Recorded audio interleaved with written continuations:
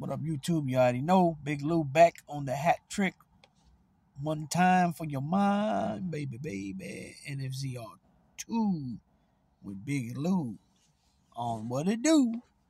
So this is another second video. It's gonna be a short one. I've already touched on the results of UFC 287, but in the meantime, in between time since the actual fights Saturday night in Miami, I've had I've been able to see some little interviews on Ariel Helwani with Masvidal, also Kevin Holland, and I think I even seen Izzy on there too. Yeah.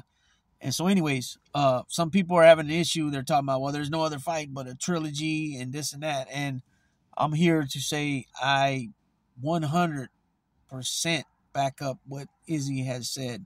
He says, why am I going to give him a third fight right now? Basically he was saying right now. He said, he blew through the division, beat everybody.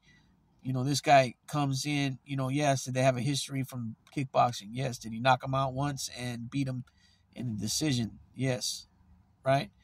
He beat Sean Strickland. He gave him the fast track to the belt. He could have said that no back then because he could have been like, he hasn't fought anybody here yet. He didn't. They fought. He lost. Even though, in my opinion, I believe it was still a little premature stop the first fight, because he didn't drop him and he was still moving. The only thing I will say in defense of the stoppage was that he didn't have his hands up and his head wasn't all the way up. And, according to Izzy, he was down and he was doing this and he could see him. And I kind of thought that too. But nonetheless, that's past. That's in the, that's over with. And so he goes back in there. The man was locked in. You could see it on his face. He did his thing. The way he was moving back and forth in his stance from orthodox to southpaw was the way he kept doing it. I think it threw off Pereira. And then also the way Pereira acted when he went to the corner after round one, he was doing most of the talking. Now, when do you ever see that? You don't really see that unless there's an issue with some type of issue in the corner or something.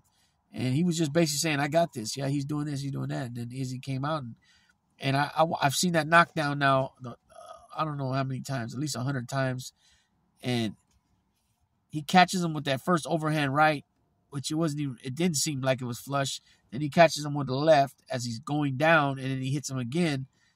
None of those three punches look like solid, straight up flush punches to me. It all looked like, yeah, he caught him, obviously, or he wouldn't have dropped him. But I'm saying, just imagine if you hit him clean shots. That's what I should have said, was clean shots. So now he's saying, let him go back to the middleweight division. Let him go fight, Whitaker, Vittori, Cannonier, Joel Romero, Anderson Silva, whoever. All these guys he beat, right? Paulo Costa. You know what I mean? And then come back in Holland. And I'll be real with you guys. I don't think Pereira can beat Robert Whitaker. I don't think he can beat Acosta. I don't think he can beat Jared Cannonier. Obviously, if he catches them, yeah, they can go memes. But I think their skills, wrestling skills, will overpower him and dominate him. You know what I'm saying? Such as the way Izzy was doing in the first fight. Just keep in mind. Remember, if you guys remember or not, he rocked him at the end of one of those rounds. I think Pereira hits hard. Obviously, he kicks hard, but I don't think he can take a punch either. Because, like I said, those punches that Izzy landed were not clean lands. And he rocked him, and he dropped him, and then he knocked him out.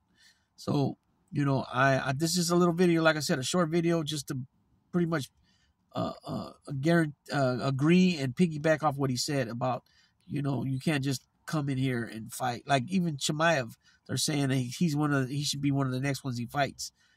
I mean, yeah, some people would think that, yeah, he's tough and this and that, but at the same time too, who has he really fought to get up to that position? I mean, he fought Gilbert Burns, and that was a good fight. And I think if it would have been a 5-round fight, Gilbert Burns would have won. I think Gilbert was getting him. He was starting to get him. He's not trained. He hasn't trained to go 5 rounds. But nonetheless, Chimaev's a beast too. It's just, I think, it's starting to get more like boxing now, where these guys are becoming champions at 15 fights, 19 fights. They're already world champions. I'm not taking nothing from the guys, but, when start off with success in such a short career, then when they get 25 years old, they're talking about they're over the hill. You know what I'm saying? It's just weird how that works. And so, anyways, that's all I mean by that. You know, you might not agree with me. You might agree with me. You might agree with only some things I'm saying. You might not agree with any of what I'm saying.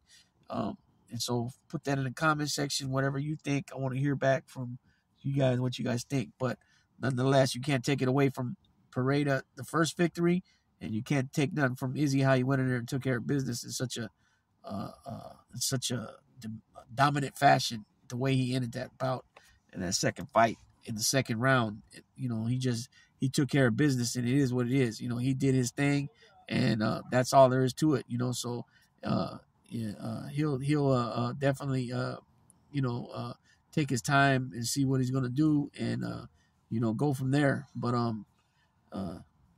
nonetheless, he did a great job, and he'll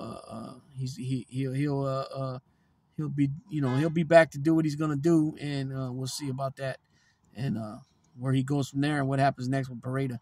So with that being said, everybody, I'll talk to you guys later, and appreciate everybody. That being said, Big Lou tapping out.